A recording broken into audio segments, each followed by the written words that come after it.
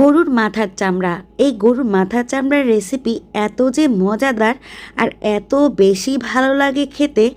এই হালাল রেসিপি অনেকেই আছে নাক সিটকান, অনেকেই আবার পছন্দ করেন। যারা খেয়েছেন তারা অবশ্যই জানেন কতটা মজাদার। তো যাও কি যে গরুর মাথার চামড়া, এটা গরুর মাথার চামড়াটাই মানুষ মূলত খেয়ে থাকে। গরুর চামড়াটাও খাওয়া যায়, কিন্তু আমি আসলে কখনো অন্য কিছু ট্রাই করিনি। গরুর মাথার চামড়াটাই একবার রান্না করেছিলাম, আলহামদুলিল্লাহ 20,000 মানুষ আমাকে গালাগালি করেছে।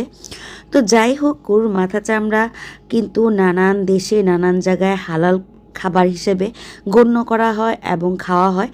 যা রুচিতে আসবে সেই খাবে, আর যা রুচিতে না আসবে সে খাবে না। গরুর ভুঁড়িটাও কিন্তু অনেকে খেতে পছন্দ করতেন না, কিন্তু সময় এবং যুগের সাথে সাথে এখন অনেকেই গরুর ভুঁড়ি খায় এবং গরুর ভুঁড়ি 600, 700, 800 টাকা কেজি তো বিক্রি করা হয়। তো যাই হোক, এই যে গরুর মাথা চামড়াটা আমি একদম ছোট ছোট টুকরো করে নিয়েছি, গরুর ভুঁড়ির মতো করে তারপরে চুলায় গরম পানি বসিয়ে দিয়ে তার মধ্যে চামড়াগুলো দিয়ে দিয়েছি, দিয়ে ঢাকনা দিয়ে ঢেকে রেখেছি কিছুক্ষণ রেখে দেওয়ার পরে দেখবেন এগুলো একদম শক্ত শক্ত হয়ে গেছে। চামড়াটা দেখতে যতটা পাতলা থাকে, সিদ্ধ করার পরে এটা অনেক বেশি পুরু হয়ে যায়। পুরু হয়ে যাওয়ার পরে এরপরে আপনি কিছুক্ষণ জাল করে এটা নামিয়ে ফেলবেন। নামিয়ে একটু ঠান্ডা পানি দিয়েও ধুয়েও নিতে পারেন, আবার ইচ্ছে করলে কিন্তু এটা ঠান্ডা হওয়ার জন্য ওয়েট করতে পারেন। তো যাই হোক, আমি মোটামুটি একটুখানি পানি দিয়ে ধুয়ে নিয়েছি, এত ওয়েট করার সময় নেই। তো এই যে দেখতেছেন যে কত সুন্দরভাবে এগুলো একদম পেঁচিয়ে পেঁচিয়ে গেছে আর কতটা মোটা হয়ে গেছে। তো এই যে আমি এগুলোকে এখন টুকরা টুকরা করব আর ছুলে ক্লিন করে নিব। এই যে নিচের যে অংশটা, এটা চর্বি। তো চর্বির অংশটা ফেলে দিয়ে তারপরে উপরে যে চামড়ার যে অংশটা, এটা কেটে নিচ্ছি।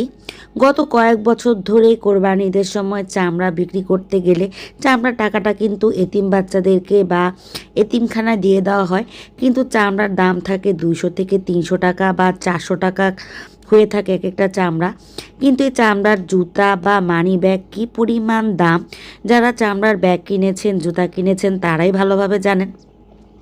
তো এই থেকে যদি হালাল জিনিস আপনারা খান বা এটা যদি খাওয়ার ক্ষেত্রে ব্যবহার করেন, তখন দেখা যাবে কিন্তু এই সমস্ত সিন্ডিকেটগুলো একদমই ভেঙে যাবে।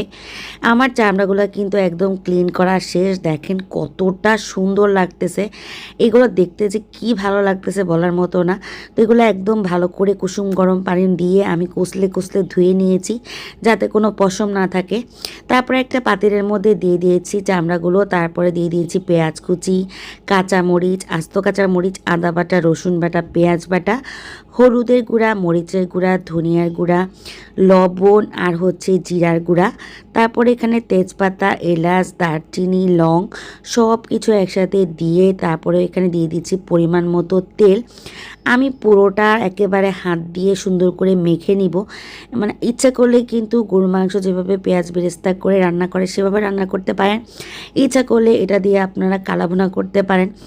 গরুর মাথার যে চামড়াটা, এটা কিন্তু হালিমের দোকানে বা হালিমের মধ্যে বিভিন্ন জায়গায় বিভিন্নভাবে ব্যবহার করা হয়, তবে বাংলাদেশে এটার খাওয়ার প্রচলনটা অনেক কম। বাংলাদেশের বাইরে কিন্তু এই খাওয়াটা অনেক বেশি খাওয়া হয়।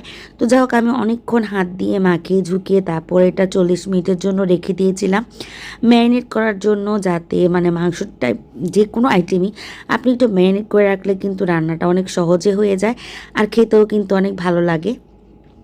তো চুলায় আমি রান্নাটা বসিয়ে দিয়েছি আস্তে আস্তে সময় নিয়ে, প্রায় 1 ঘন্টারও বেশি সময় ধরে এটা আমি রান্না করতেছি।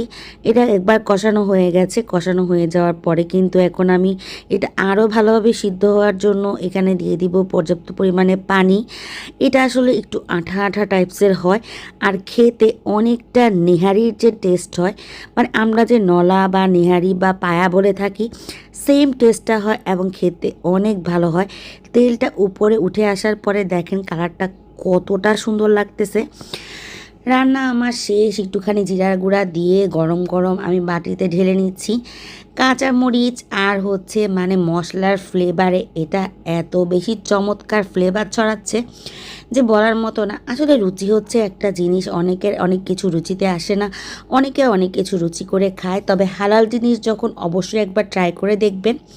আর আজকে চামড়ার ভিডিওটা কেমন লাগলো, রান্নার ভিডিওটা কেমন লাগলো অবশ্যই জানাবেন। সবাই ভালো থাকবেন, সুস্থ থাকবেন।